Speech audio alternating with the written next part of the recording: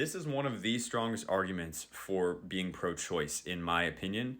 I don't hear about it a lot, which is interesting to me. I'm going to put it in the form of a syllogism so it's easier to understand. All right, this should be interesting. Let's see what he has to say. And just to preface this, I think that this argument is stronger than any biological argument that you can make just because I find it incredibly difficult to draw any sort of line when we're talking about biology, like the biology of a human life and what determines life and what determines personhood in a human being. Because I think the nature of the human experience requires this sort of progression where it always seems arbitrary to draw a line anywhere. And I think it makes it incredibly difficult to reach a conclusion on either side when we talk about it in that scope. So this argument is the bodily autonomy argument, but it's a little bit of a different way of presenting it. So I'll put the premises up here. So the first premise is that bodily autonomy is a fundamental right that's recognized ethically and lawfully. And restrictions on it require an extraordinary justification. This is really going to come down to what he means by autonomy. As it's typically used in philosophy, autonomy just means self-rule or self-governance.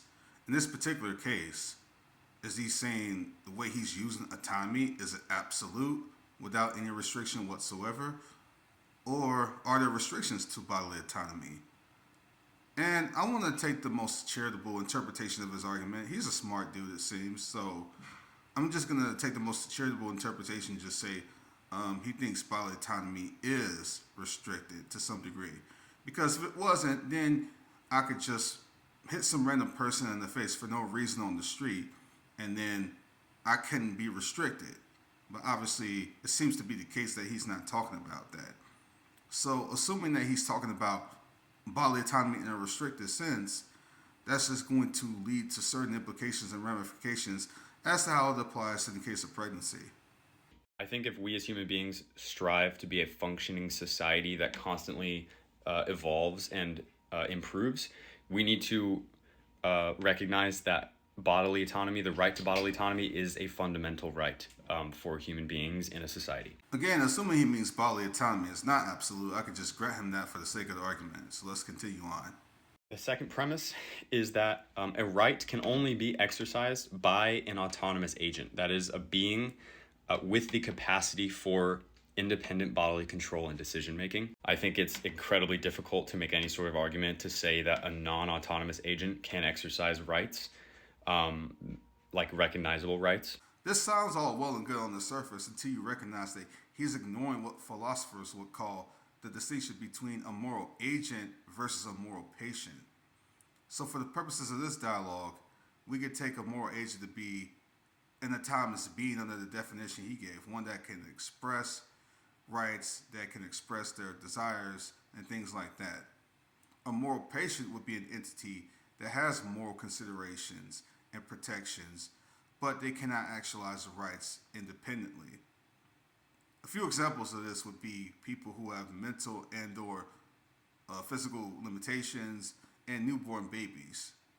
They cannot actualize rights on their own and this sort of capacity, but yet they do get moral consideration and moral protection. So I think when you ignore that critical distinction, that really is going to take you to a really bad road to go down. Premise 3 is that a pregnant person is an autonomous agent with an actual, enforceable, demonstrable, and observable right to their bodily autonomy.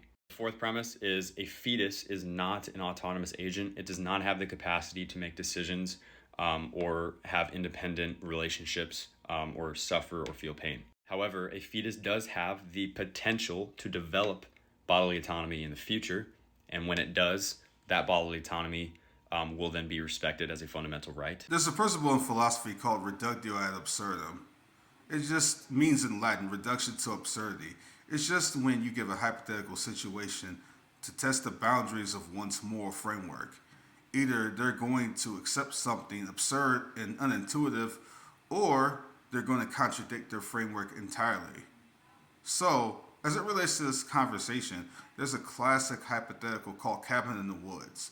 So cabin in the woods is just a situation to where a woman is sitting in a cabin and she's like hundreds of miles away from the nearest town. There's a terrible storm that hits. She's snowed in, and she's just minding her own business, just relaxing in front of the fireplace, reading a good book. And then the pain comes up her back. And then a minute or two later, a baby falls out.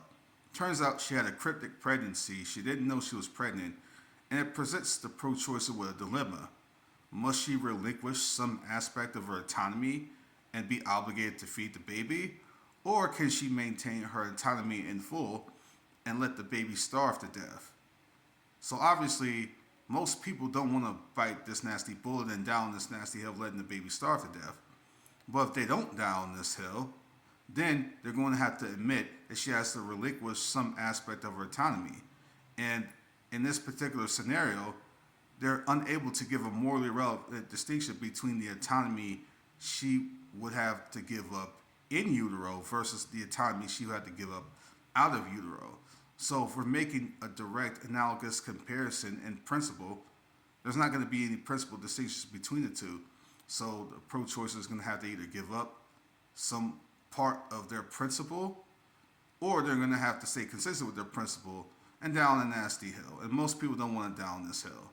The fifth premise is in law and in ethics, the actual rights of existing autonomous agents needs to take precedence over the potential rights of non-autonomous beings. But briefly, actual people with actual rights take priority over potential people with potential rights. Again, if we go back to the distinction between a moral agent and a moral patient, then if he doesn't want to down some really nasty hills and bite a really nasty bullet, then these moral patients would actually have positive rights, meaning that there's an obligation to act on their behalf to give them certain things they need, like food, shelter, things like that.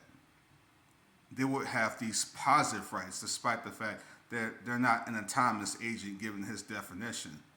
So does he want to say that they're not persons deserving of these positive rights? I don't really think he wants to say that. And the conclusion being that a pregnant person's actual right to bodily autonomy has to take precedence over a fetus's potential right to bodily autonomy if we live in a rational, functioning society. Because if we begin treating potential rights as equal to actual rights, we undermine the very value of rights themselves. Potential rights exist in a hypothetical space that's limitless. You could have the potential right to do anything.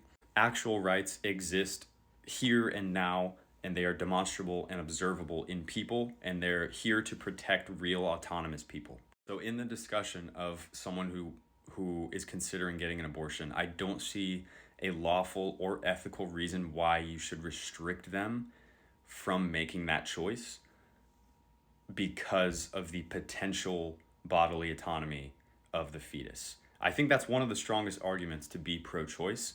Maybe it's not as strong as I'm thinking, but if you've heard of this argument before and you have a refutation for it that you think is strong, put it in the comments. I'm curious to hear your thoughts. I've never heard this argument before, so I don't know. He did this video about a month ago, so there's probably already been responses to it before mine. But I think what I came up with has been sufficient to address this point. And again, it just goes back to these bad bullets, these bad hills. And I don't think he would want to accept that in his view. But if he does want to accept those things, then I think that's just, like I said earlier, going to lead us down a very, very bad road. And thus is going to be evidence to reject this view. Okay, so I hope you guys enjoyed this video, and I hope you guys have a great day. God bless.